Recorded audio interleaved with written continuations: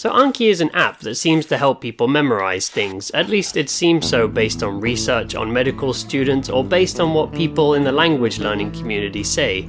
So I decided to use it to help me learn Japanese, and I did so every single day for 4 years. And it seemed to help me learn Japanese.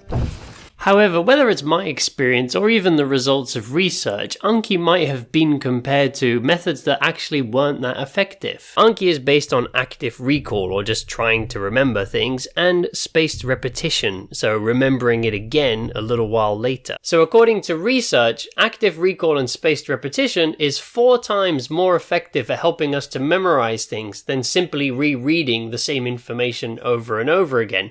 But there might be something even better. So when it comes to learning, there are actually multiple steps, and if you've used Anki, then you'll know that Anki only helps us with this bottom level. It just helps us to recall things. And what we need to get to these higher levels of learning is something called cognitive load, aka that feeling of figuring stuff out. So when we have that feeling that we're pushing our brains to work hard, that not only helps us to memorize things, it also means that we're deepening our understanding of that information and actually making our brains better at learning in general. It's a lot like building muscle. Our muscles need a lot of stimulation and hard work if we want to make them bigger. And if you go to a gym, you'll see the big guys are working so hard they look like they're about to bust a blood vessel. And it's that effort or that stimulation for their muscles of them constantly pushing themselves to the limit that's got them to that size. So when it comes to learning, if you feel like you're not really pushing yourself, perhaps even fatigued or bored,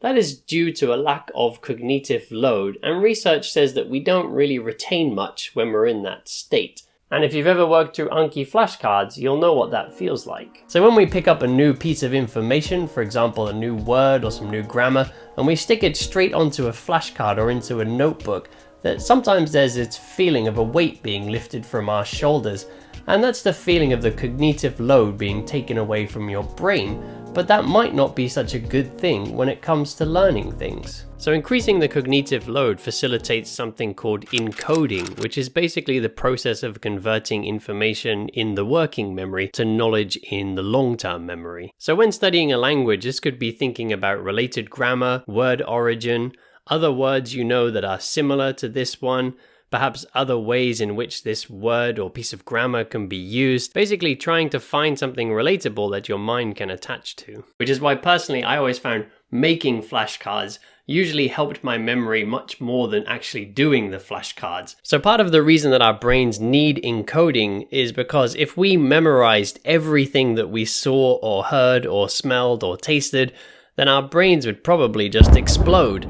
So when we're going through this process of kind of digesting information and thinking about it a little bit, it's a way of telling our brains, hey, this is important, please remember this. And for those other pieces of information that seem irrelevant to our brain, Anki can help you to memorize them, but it doesn't really help you to understand them. And I really felt that when I was using Anki. I had some flashcards that were really easy to me. I could answer them without hesitation, but when I heard or saw that word in another context, I couldn't remember what the word meant. So what can we do with that information that Anki won't help stick in our memory? Well, we can use interleaving.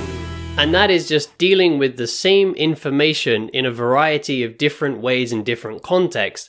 And if you're learning Japanese, that's something that's quite easy to do, because if you've noticed, a lot of popular manga will be turned into anime, and then that anime will be turned into a movie, and then you can go onto YouTube or listen to podcasts and you can hear Japanese people discussing this topic. So you'll be hearing the same vocabulary and the same grammar structures in many different contexts, and it will just make them much easier for you to memorize, to digest, and to fully understand. And something that I found works for me, especially with complicated grammar, is just explaining it to somebody else. Even if they're not really interested, I usually find while I'm explaining it to them, I start to understand it better myself. So Anki might have some uses, but research seems to show that methods like interleaving might be more effective than just repeating the same thing over and over again, like smashing hundreds of flashcards on Anki every day. And if at this point you're wondering how I learn Japanese, then check out this video here where I talk about using Netflix, manga, anime, books, and other fun ways to study to get me to the N1 level.